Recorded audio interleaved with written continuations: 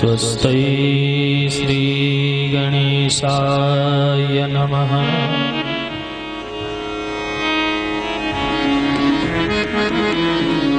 श्रीमङ्गलमूर्तये नमः।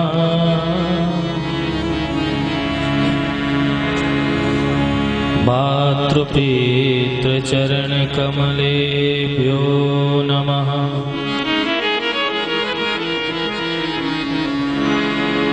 ध्येयं सदा परिभवग्नमभीष्टदोहम् तीर्थास्पदं शिविविरञ्चिनुतं शरण्यम् भृत्यार्तिहं प्रणतपालभवाब्धिपौतं वन्दे महापुरुषते चरणारविन्दम्।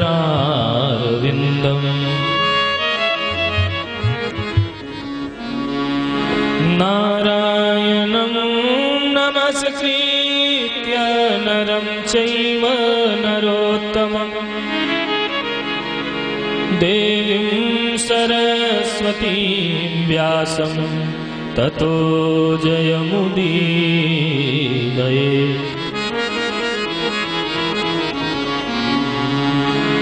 सीतानाथ समारम्भां श्रीरामानन्दार्य मध्यमाम् अस्मदाचार्यपर्यन्तां वन्दे श्रीगुरुपरम्पराम्।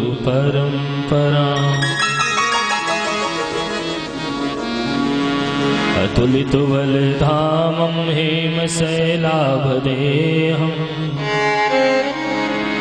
धनुजवनकृशानं ज्ञानिनामग्रगण्यम् सकलगुणनिधानं वानराणामधीशम् रघुपतिप्रियो भक्तं वातजातं नमामि। जय जय श्री राधारमण जय जय नवल किशोर जय गोपी चित चोर प्रभु जय जय माखन चोर।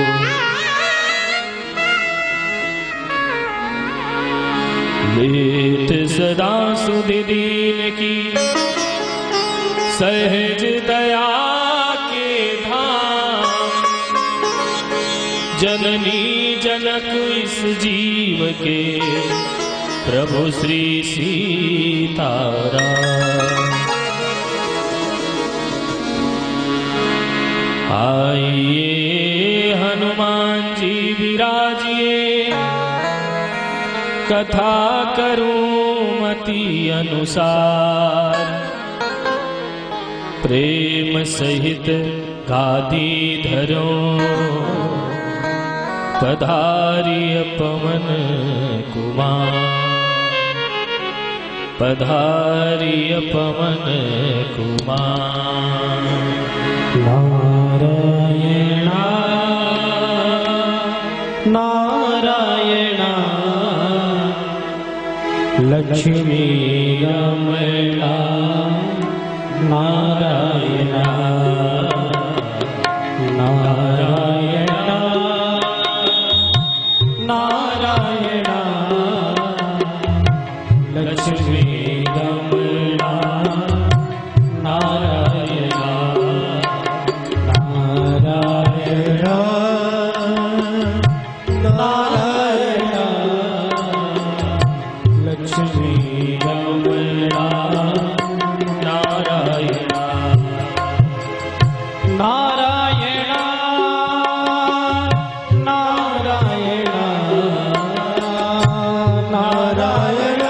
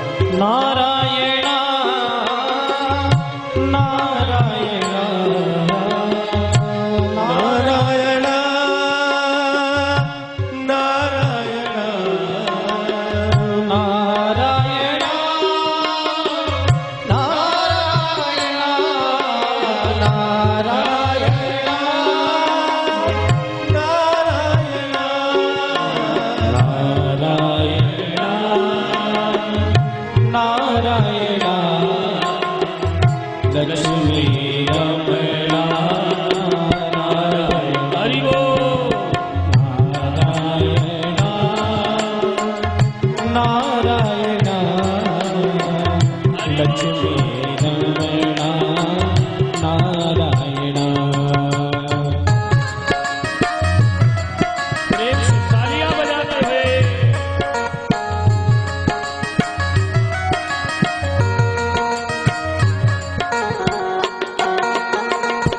हरि बोल।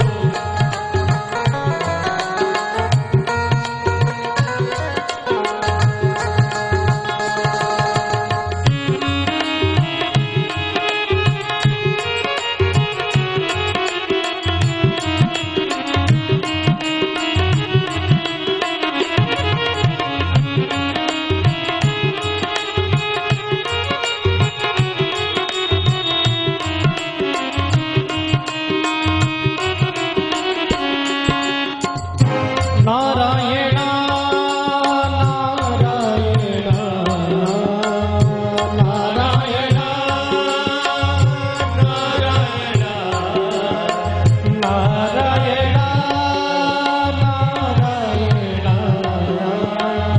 नारायण। सब लोग आइए। नारायण नारायण लक्ष्मी रमणा नारायण। हरि बोल। नारायण नारायण लक्ष्मी रमणा नारायण। हरि बोल। नारायण नारायण लक्ष्मी रमणा नारायण। हरि बोल। नारायण नारायण लक्ष्मी रमणा नारायण। हे नारायण नारायण लक्ष्मी रमणा नारायण।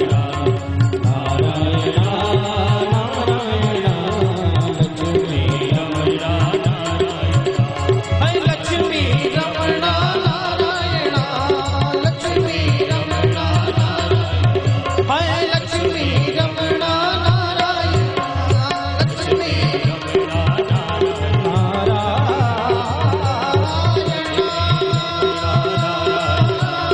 लक्ष्मी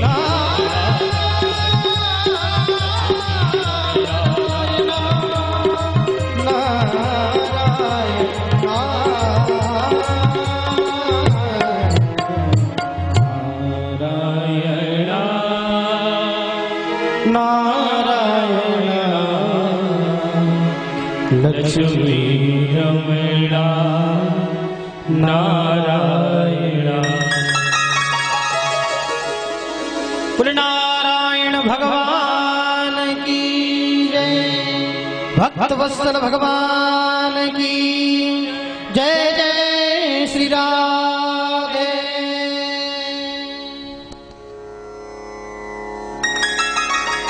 बोलिए जय श्री कृष्ण। अरे इतने लोग बैठे हो, जरा प्रेम से बोलो जय श्री कृष्ण। एक बार और बोलो जय श्री कृष्ण। परम मंगलमय अकारण करुणा वरुणालय श्री भक्त वांछा कल्पतरु परिपूर्णतम परात्पर परम ब्रह्म परमात्मा मर्यादा पुरुषोत्तम भगवान श्री राघवेंद्र सरकार की कृपा से अनंत बलवंत प्रातः स्मरणीय श्री हनुमान जी महाराज की भावमयी उपस्थिति में बाबा गोरखनाथ के पावन धरा पर गोरखपुर में रामलीला मैदान के इस पावन प्रांगण में हम और आप बैठ करके श्रीमद् भागवत महापुराण के द्वितीय दिवस की कथा को श्रवण करने चल रहे हैं। कल की कथा में मैं चर्चा कर रहा था कि भगवान की कृपा का परिपक्व फल है सत्संग। जब भगवान अपने भक्तों के ऊपर प्रसन्न होते हैं तब कहीं जाकर के सत्संग श्रवण करने का अवसर प्राप्त होता है। कल आपने सुना कि भागवत जी क्या हैं, इनको श्रवण करने से फल क्या मिलता है। आइए हम और आप आगे के प्रसंग में श्रवण कर। भगवान की कथा मनुष्य की संपूर्ण व्यथा को दूर करती है, मनुष्य के सारे दुख को दूर करती है। भगवान की कथा है ही ऐसी। अब आप पूछेंगे कि महाराज किसी का दुख कथा ने दूर किया क्या? हाँ, दूर किया। व्यक्ति की व्यथा को यदि हम आप श्रवण करें तो व्यक्ति की व्यथा को श्रवण करने से हमारा और आपका दुख बढ़ता है, लेकिन भगवान की कथा को यदि हम आप श्रवण करें तो भगवान की कथा को श्रवण करने से हमारा आपका दुख दूर हो जाता है। श्री रामचरितमानस जी के सुंदर कांड में भी प्रमाण आता है कि कथा श्रवण करने से क्या होता है। जनक नंदनी जानकी जी अशोक वाटिका में बैठी, राम जी के विरह में दुखी हैं। रावण ने बड़ा दुख दिया, अपने कृपाण को मारने के लिए निकाल लिया और ये कहा कि मास दिवस मैं कहा न माना तो मैं मार वकाढ़ी कृपाना। अगर 1 महीने के अंदर मेरे बातों को आप स्वीकार नहीं करोगे तो मैं इस कृपाण से तुम्हारा वध कर दूंगा। जानकी जी रो रही हैं, दुखी हैं। जानकी जी को रोते हुए देख करके श्री हनुमान जी महाराज अशोक वाटिका के वृक्ष पर, अशोक वाटिका में अशोक के वृक्ष पर बैठे हुए हैं। उन्होंने सोचा कि जानकी जी को क्या कहूं कि जिससे इनका दुख भग जाए। तो श्री हनुमान जी महाराज ने जानकी जी को कथा सुनाया। रामचंद्र गुण बरनए लागा, सुनतहि सीता के दुख भागा। रामचंद्र गुण बरनए लागा, सुनतहि सीता के दुख भागा। रामचंद्र गुण बरनए लागा, सुनतहि सीता कर दुख भागा। रामचंद्र गुण बरनए लागा, सुनतहि सीता कर दुख भागा। रामचंद्र गुण बरनए लागा, सुनतहि सीता कर दुख भागा। रामचंद्र गुण बरनए लागा, सुनतहि सीता कर दुख भागा। श्री राम जी के गुणानुवादों को गाना प्रारंभ किया। भगवान का चरित्र यही चरित्र जे गावे, प्रभु पद पावे ते न परे भव गोपा।